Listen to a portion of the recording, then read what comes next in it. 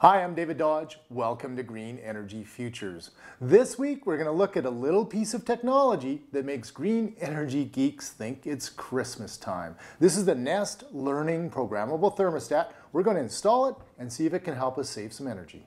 If home energy use was put into a pie graph, your furnace would be the biggest slice. Heating your home in Canada just takes a lot of energy, so it really pays to conserve energy. To help me out, I got my hands on one of the coolest products to ever hit a pretty boring product category, the Nest Programmable Thermostat. A quick check with the Nest website confirmed that my system was compatible, and all in all, it was a very easy installation, and I'm no electrician. It was elegantly packaged and comes with everything you need to do the installation in 30 minutes or less. As I popped the Nest into place, it connected to my home internet network, updated its software, set the time, grabbed the weather, and presto, I was in business. We installed it in about 30 minutes, and it was ready to begin the learning process. Turn the thermostat down at night and back up in the morning for the first week, and Nest will remember and create a program based on your actions.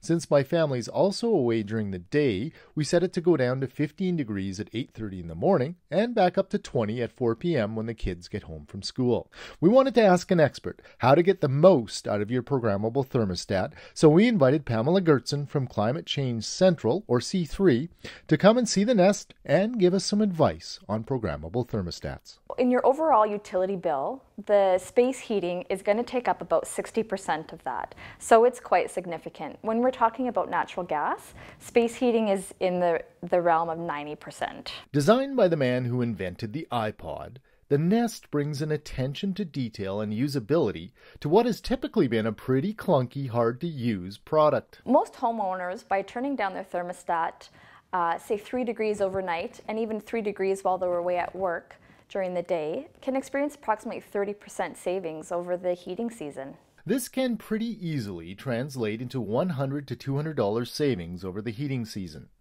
Payback for your thermostat can be as fast as 1 month for an inexpensive $30 thermostat to a bit longer for a fancy-dancy tool like the $250 Nest.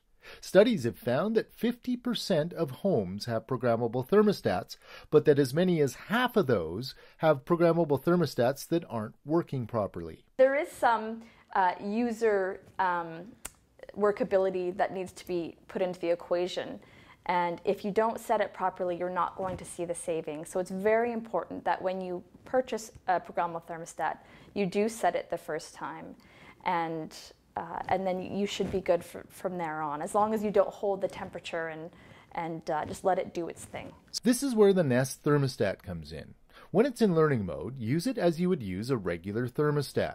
Turn it down at night and when you're not at home, and it learns your habits and creates a program.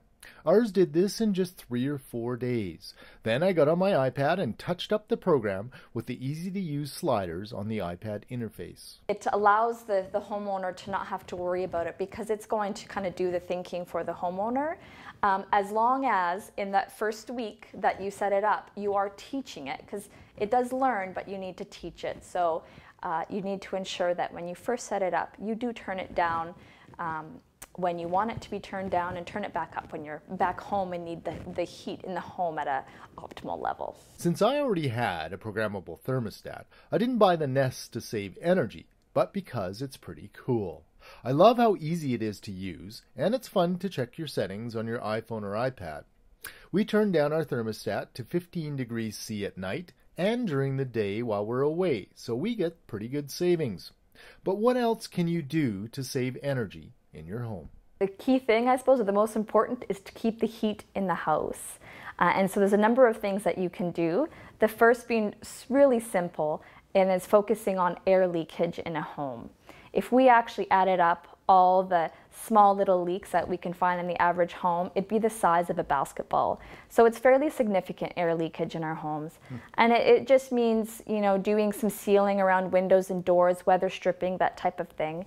So it's inexpensive and relatively simple work that again can result in about 30% energy savings. After air leaks, spending money on insulation in your furnace can produce pretty good savings. So if you don't have a programmable thermostat, Give it a try and earn some big savings. If you're one of the many people not using your programmable thermostat properly, get some help or crack open a manual and get in on the savings. Check out our photos, blog, and podcast at greenenergyfutures.ca. We'd love to hear from you. Check out our Facebook page or send us a tweet or email. Thanks for watching Green Energy Futures. I'm David Dodge.